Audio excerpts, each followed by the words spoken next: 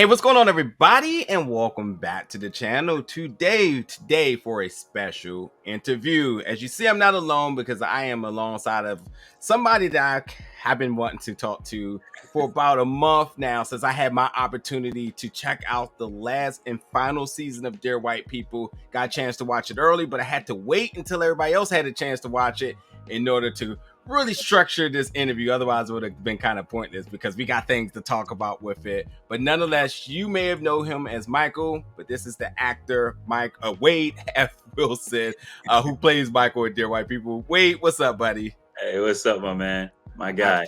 I appreciate you, man. First off, before we go any further, congratulations on the conclusion of one of everybody's favorite series in all of television, especially Netflix. It's been a good run, and just being a fan of this and having the chance to talk to you is an honor. But I'm just so happy for what this show was able to accomplish for the culture and just for all of people out there. So, thank you for your contributions in on this show. Thank you, man. Likewise, and thank you for having me. When the show came out, of course, me being the actor, I had to peruse the internet, see what people were saying about it, and I stumbled across your review, and dude, I loved it. I loved everything that you had to say about it, good and bad, and I loved your perspectives, and I just reached out on a comment, man. Yeah, I felt I couldn't believe it. Couldn't believe it. I was like, how does one of my favorite characters sit here thanking me? Like, no, thank you. You know what I mean? Wow, yeah. So I mean, it all worked out. So I'm really happy, and I'm excited to be here. Yeah, so let's talk about the series, Dear White People. Now that we've just concluded with the fourth and final season, it's been an amazing run, and it's almost to a point that, like, when you're a fan of something, you're always like, all right, I know the next season's coming. Right. Can't wait for the next season. But this one ended, and I think it did its job. It told its story. It relayed this message, but also I think it gave us a really happy conclusion that I think all fans could be proud of. But for you, have you just kind of sat back, digested it all and just thought about the moments of being on set, and now that's concluded, and you've done the job? Like, have you just sat back and just said, wow, what's your thoughts and reactions to this now?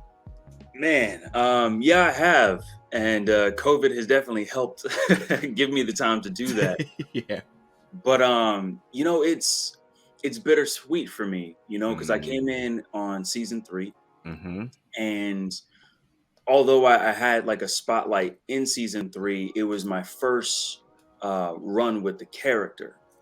So I was still figuring out, who Michael was, what he was about, all of those things.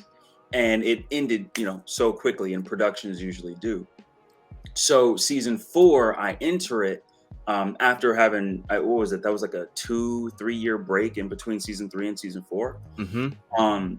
And so I knew that I was coming back for it, and I had time to kind of prepare.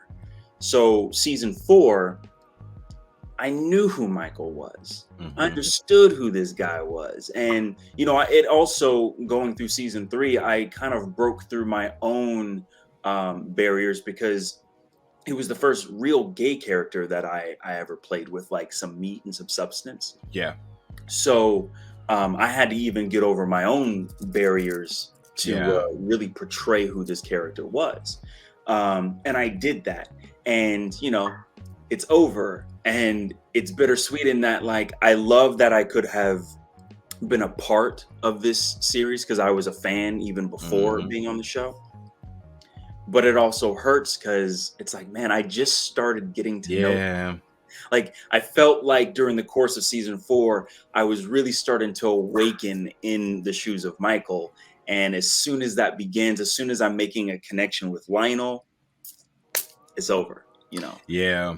And I think a lot of fans could attest to that. I think we really wanted more meat on the bone with the two characters here. And again, why Michael's one of my favorite characters is because, when you have a main character like Lionel, who at times can almost seem like they can do no wrong. I love a character that comes from our perspectives and holds them accountable, keeps them in check. You know what I mean? So it's like some of the interactions that the two characters have is some of the interactions as a fan watching the screen saying like, you better not let him slide with that. You know what I mean? And that's why like relatable characters like that are typically my favorite, but also because it's more of a I would have responded in the same fashion. In the same way, right? Exactly.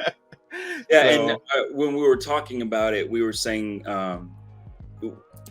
that he was the mature one, or as mature as Michael can be, at least. But he has more of that maturity, at least in the relationship. Yeah. So I'm glad that came across. I love it.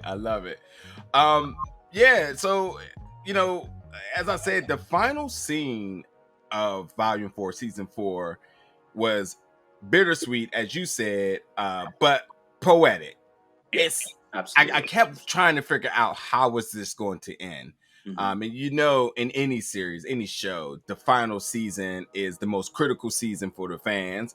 A lot of them haven't been done good, or they've just been done to a point where you're still wanting more, which is kind of dangerous for fans because, like, you know, then there's the whole crusade of like, give us more and it can't happen and that imbalance. But the approach that this season did, which I love, was tying things up, sending us off on a happy ending. And the way how that last scene is shot is fantastic. It literally feels like as a viewer, you're also sitting in that room. So, you know, I kind of want to know both behind the camera and in front of the camera here, when you look at that scene and when you were filming that scene, did you know it was really going to come together to be that magical, to really be like a love letter to the audience of saying, you know, thank you for being with us this entire ride. Here we all are. And we appreciate, you know, the support. Like that's at least how it came off to me. But and also, you know, the banter between all the characters was amazing. But yeah, when you look at it from both behind the camera and in front of the camera, did you know it was going to come together like that magical? Brother. Yes. Absolutely. Let me tell you that those final moments, they were hard. And I'm sure because you interviewed with Ashley Blaine as well, right? Yes. Okay. And I don't know if you asked her the same question, but that was a very emotional day when we had to shoot that. And there was a lot of tears involved. And I think it was the first time that the gravity of the situation really settled in the room.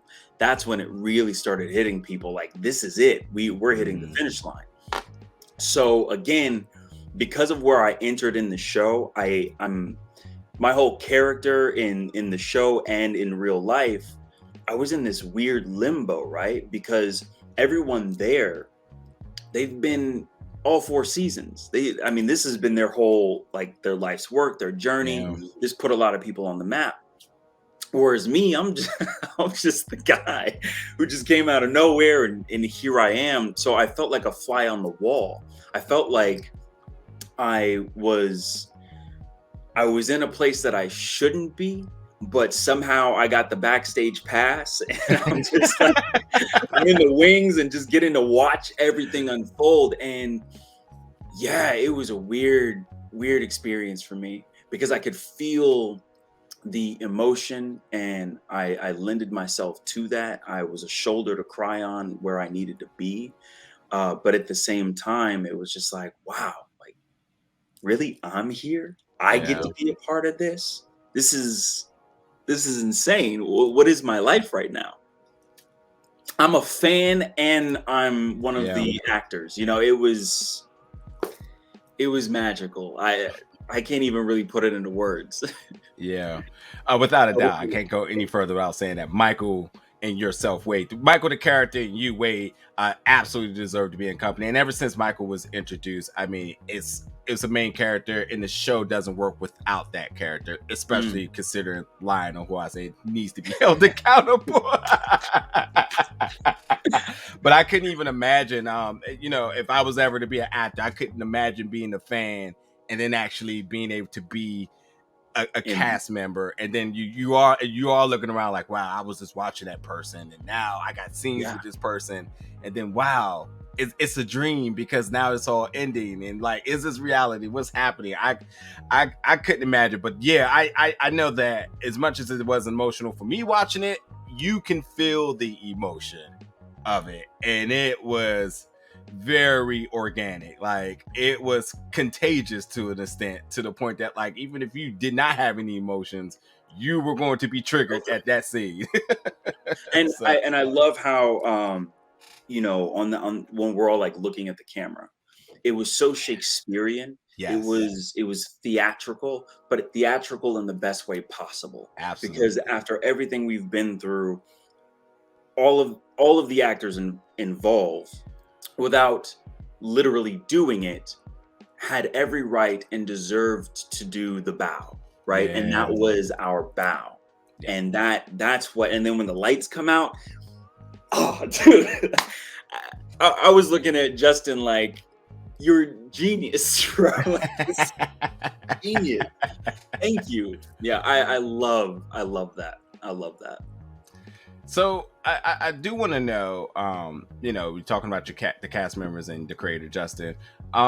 What's been one of your most fondest moments of being on set with this cast? And I think this is a very intriguing question here, because as a fan, then there's probably that moment of like, maybe stardom where you're just like, oh my god, I'm actually about to work a scene with somebody I was just literally watching. But nonetheless, was there any other we'll kind of balance it out like this. Was there any funny moments, uplifting moments, just moments you'll just never forget, any of that along working alongside this cast? Yeah, man, I have many. I have so many. That, you know, range from just fun to emotional. Um, so I guess like one of my personal favorites is, so back in season 3, when I first started working on the show, the first time that I was introduced to Logan Browning was on a series on PlayStation, about like superheroes, and that was like the first time that I saw her. But I was like a huge fan of hers from that show. And so then I remember when I started season 3, it was one of those like reality moments that I had to realize, oh wait, I'm an actor now and not a fan. So it was like the first time that I met Logan, and like the first thing that came out of my mouth was like, "Oh my god, I know you from the PlayStation show." And she's looking at me like what? And I'm like trying to explain myself, and then she's like, "Oh yeah." And she handled it like so great. But then I realized, I was like, "Oh man, I can't just be going around doing that."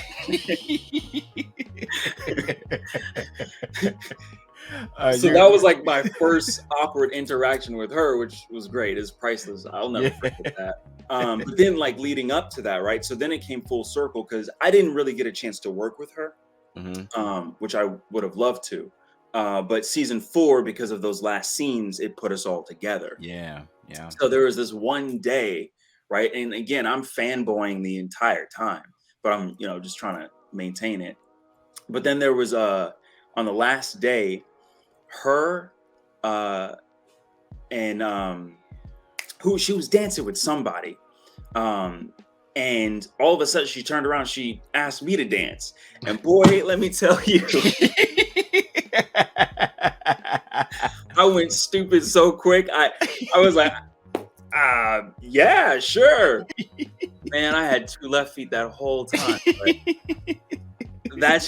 That for me was like a really impactful moment. And of course there was like after the goodbye, so it was on my final shoot day when I had to wrap. And I had a little speech, but everything that everyone said to me as I was leaving the stage, man, like those things, I can't ever forget moments like that. And I don't know, the list goes on. Oh, another one was I had published my book, and I had given everyone my book, and just seeing the people who had started reading it, or like poems that I had dedicated to them, and getting their reactions from that. I don't know, Like there's so many good memories. That's So dope. many. That's dope. That's dope. Let's talk about what we'll call probably the elephant in the room here. There is a very, very noticeable change between season 3 and season 4, Mm. and there's different reactions to it. Some folks like the musical, some people don't. I'm not a musical fan, but I love me some renditions of some of my all-time classic. It is Yes. for the culture. You got me. You got me. And I'm Yes. still never going to admit that I like musicals, but cool. You Right, got me. right. You won me over, And regardless, to my reaction to the folks who didn't like season 4 because of being a musical, to me, it tells me that you never liked the series in the first place, because regardless of how the message is being relayed, the message is still being relayed. Yes. Absolutely. Yeah. And that's what the show was always about. So the creator, Justin, he came out and said himself, which was funny that he said this, because I had read this after I had said what I said. And he said there was a deeper reason for it being a musical. And he said it was a perfect metaphor for how Black people exist in white spaces. And I said, listen, if that ain't the truth, if that ain't the truth. So I wanted to ask you, when you evaluate, or when you assess season 4 and it being the musical, and the tone changing, what was sort of your reaction? And when obviously you were given the script, seeing that that's what it was going to be, was there any hesitation, or did you feel like you had to prep different, especially since you was just coming into the character, realizing that this element of the series is now going to be introduced? Yeah, man. So I'm not like a musical guy myself either. Even though I've been involved in musical theater, one of my favorite all-time films is Nightmare Before Christmas, which is a musical. So like there are exceptions to the rule, but in general, I'm not the biggest fan. But with this season, when I found out that it was a musical, I was trying to, you try and get into the creator's head, but then at some point I just let that go. I was like, you know what? I trust him. Exactly. He knows what he's doing, obviously. But then as we started doing it and I got to see and hear some of the songs, I didn't know he said that as far as like Black people living in white spaces. That just adds a whole different meaning to it. But how I kind of took it was, we were in a very dark period. We were just getting out of the whole Trump administration, and regardless of which side of that line you're on, I mean, that was some heavy stuff that we had been dealing with, in the tension just between, everything, political parties, races, like the nines. Yeah.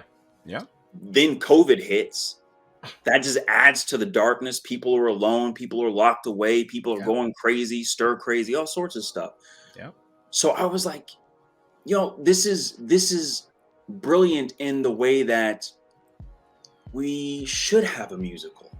We should add an extra layer of levity to life, right? Because the show is already going to be dealing with some really heavy topics. Yeah. During a time where we're already dealing with some really heavy topics. Yep. Let's add some spice to it. Let's add a little music. Let's take it back. Let's reminisce. That for me was like, that is exactly what we need. And for the people watching it, that's what they need, Yeah. So that's how I took it. And I just rolled with it. I thought it was great. And even watching the series, I was like, no, this is for me, is how it should be. During this time, this is it. Yeah. Absolutely agree. As an African American, I can assure you that if there's one thing within the culture, especially within my family, that music brings us together. It is therapeutic. It will remedy everything. Yep. Period. Yep. And for anybody in the world, I think we all can attest that music is therapeutic. For everything that you said, unless you've been under a rock for the last 3 years, politics, social injustice, and COVID, one of the three were going to hit you the worst you've ever been hit ever. So when you're looking for television, movies, it's entertainment, then why not double down on it? Bring your favorite characters to add an extra bit of icing on the cake for it. Exactly. So that's and then if you take all of that away and you just look at what this season is presenting to you, I mean, you really got some really critical scenes. I mean, you got emotional scenes just between characters.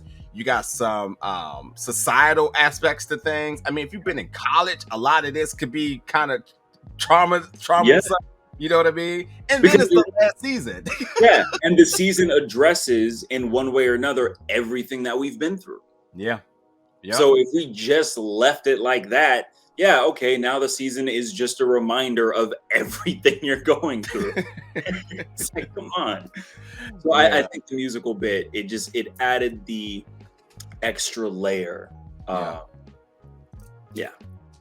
And look, regardless, like folks hated it but watched it. That's the thing that kills me. But like, a lot of people ended up loving it. Yeah, that's what I'm talking about. Like, it's so weird to me. It's like, yeah, I watched the entire season. It was a musical. Why did I watch it? It's like, well, why did you watch it? You went through 8 episodes. So, like, explain to me something, you know? But yeah, I definitely appreciate your response to that. That's good to hear. So let's talk about Michael. Again, as I said, one of my favorite characters since arriving season 3. And it's just simply put, I love the fact that we have a character that kind of mirrors what the audience want to say, how to respond, and ultimately keeping one of the main characters, Lionel's, accountable for all of his recklessness and just selfishness at times. You know, sometimes I feel like he has a blinder on and he only sees himself. And the fact that you bring romance into it, that's super dangerous. But hey, in layman's term, that word is toxic. So I love the fact that Michael is like, look, But what I do want to ask to you about that character, 2 things now. The first thing, I think it was like episode 6 when they go visit Auntie down in Houston. I knew this was going to be an absolute funny scene. And while that scene was funny and there was some actually really powerful things that were said there, the funny thing that caught my eye, because clearly I'm a nerd and this is exactly what I would ask, is that when the character Michael and yourself, how immersed would you say the 2 of you are into the nerd culture, especially with some really strong fandom references with Dragon Ball and Star Trek, which I'm all about. Okay, because Dragon Ball Z. Yeah, look, about it. I'm just saying, like, you can't write a script like that unless you know something. That's I'm like, hold on, wait a minute now. Yeah. So when I was reading it, I looked up. I was like, Jacqueline, Justin, really? You guys? Who's into this? Who wrote this? I'm trying to figure it out, because it's not too often, like in your day to day, that you just run across people that know those references. I mean, Star Trek is pretty broad, but someone who actively watches the show. Yeah, and you gotta be dangerous saying any Trekkie stuff. The fans will come for you. So that's why I'm like, this was thorough. Somebody knew something here. No, but I wouldn't say that like I'm like a super nerd or anything, but like I do consider myself a nerd. Like I like that kind of stuff. I like sci-fi stuff. I watch it. I'm a big anime person. If there's a good anime, I'm on it. So nice. Love to hear it. But yeah, for the character Michael, how relatable would you say Michael is to your personal self? And I think the biggest question here is, do you find yourself holding another one of your friends or partners accountable in a fashion that we see Michael? Yeah, absolutely. Me and him, we were like 2 peas in a pod. Like when season 4 hit, I almost feel like the world that I was in, as far as like being on set, honestly mirrored the character himself. Because like I said, there's like a fourth wall sort of thing going on. Like I love how you say that, I speak for the audience sort of thing. And I think that's how Michael is, just in the overall spectrum of Lionel and his friendships. He's the observer. He sits outside of the box and he's watching it. I'm watching it like you guys are watching it, and then just giving my 2 cents, right? And then whenever he crosses the line with me, it's like oh, no. Yep. I'm not the one. I'm not the one. Yep. I'm not like your friends, I'm not like everyone else. You can't just do that. So yeah, there was a lot of that. And I think that mirrored my real life as well as what was going on set, for sure. Yeah, Michael's such a special character. He really is. And I do feel I brought a lot of just who I am as a person into it. I'm sure, as you can see, like, as far as the way that I talk, my mannerisms is not too far off. But yeah, that's dope. I don't know who I got an email from Netflix, but I mean, I know that Dear White People may be done, but the potential for a spinoff of some sort, folks. Oh, please! I would jump back in that so quick.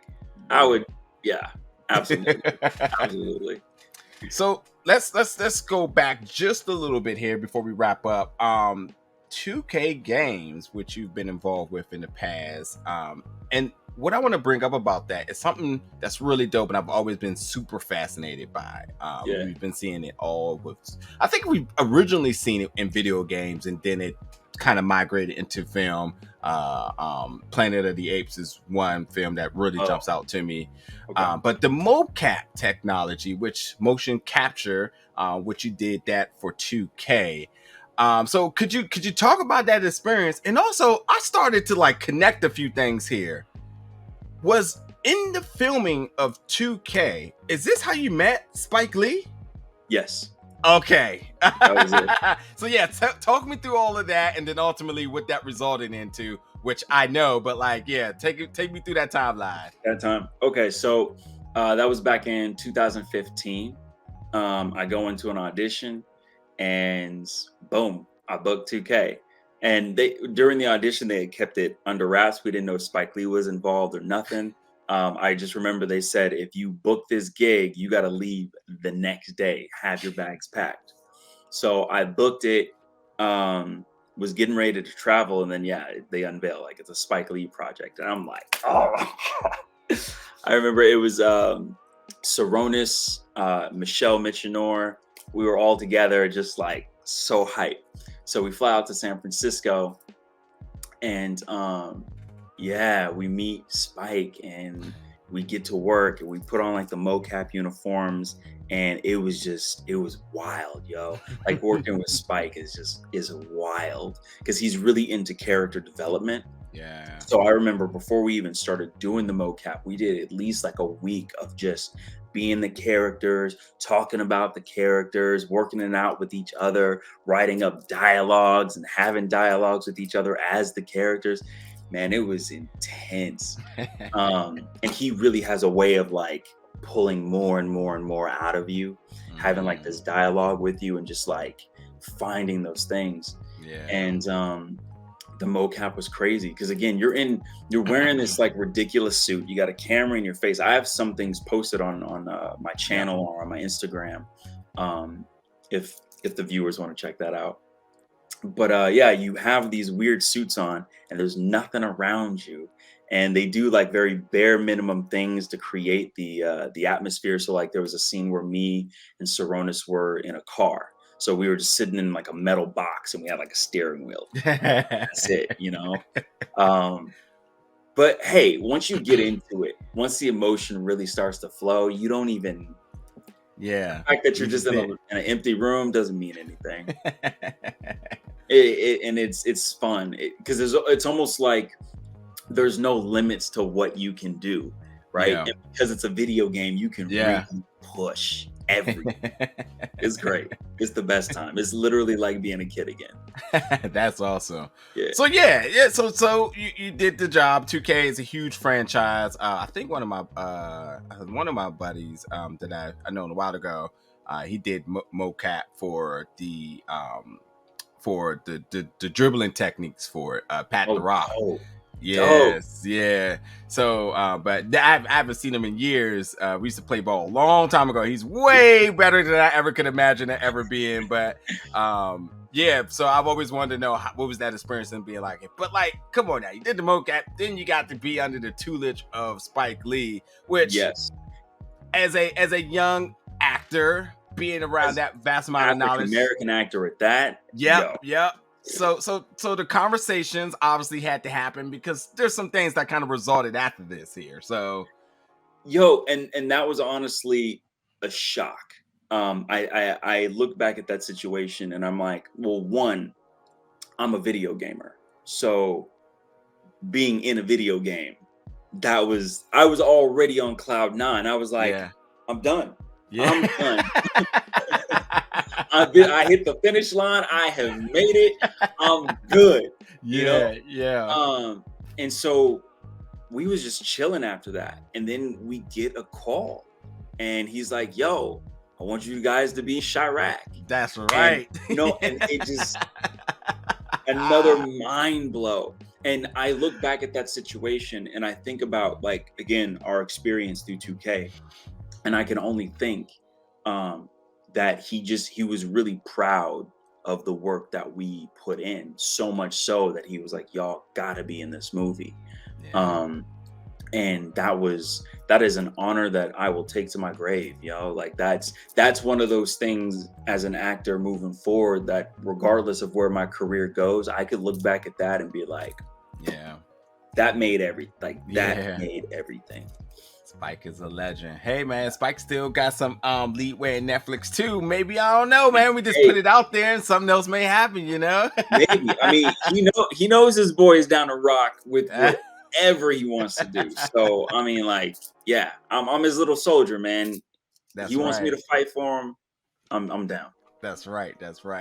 So look, as we come to the conclusion of this interview, we do need to talk about as we're putting out hopes and fillers for future things. What are some things that the fans could look forward to that you're involved with right now? We want to make sure that the fans here support you and keep an eye out for things that you got coming down the pipeline.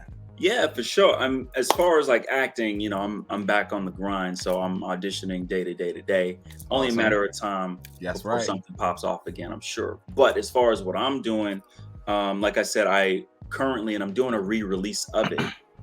But I have a poetry book called "If Oprah Could Hear My Words, Don't Mind the Draft Copy."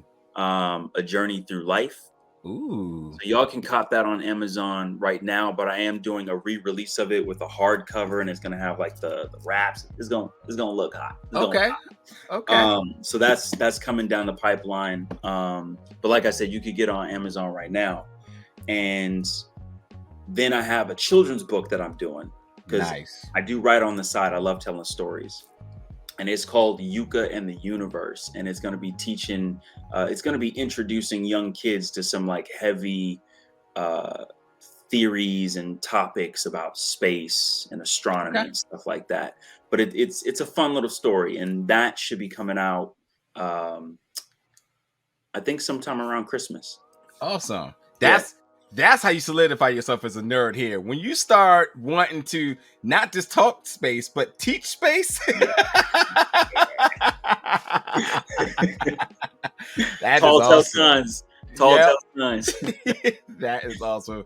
Folks, I'll make it easy for you all. I'll have all that information in the description below. That way you can follow him on social media, the link to the Amazon for the book, and then obviously you can keep an eye out for the children's book for the folks who have kids, or if you're just like me and don't care what your age is and you want to know what a story is about, especially when in space, go check it out. Hey, even adults need to learn some of this stuff. So all day. Well, Wade, brother, it has been a pleasure talking to you. This has been one of the highlights of my life.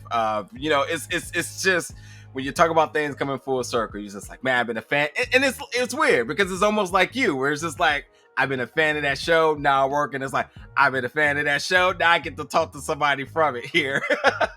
Well, and I will say, like, the good thing is a lot of the cast, they're all like down to earth and good people. So, speaking for myself, it's easy to have these conversations. You ain't got to like try and tug and pull someone's arm to get them to do it. So, I mean, this was an absolute joy for me, man. And anytime you want to bring me on, Oh, I'm the down. seat is the seat at the table is open. I absolutely we can't wait to talk about future projects coming up, and we'll absolutely keep in touch. Yeah, And even movies, man. You watch something, you want to dissect a movie. Let's do hey, it. I love that idea. I love that idea. There we go. There we go. Folks, jump in the comments. Any other questions you have for him, I will make sure that his eyes see them if he doesn't end up in the comments himself. And be respectful, folks.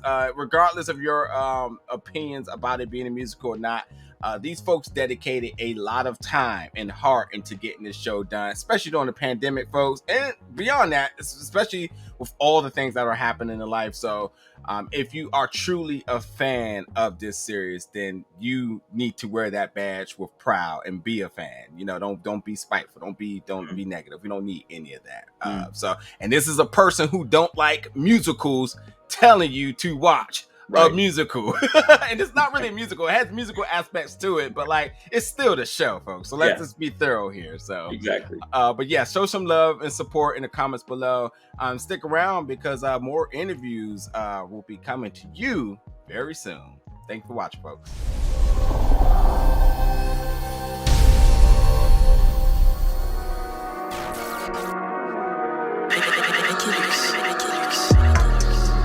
Big old bell.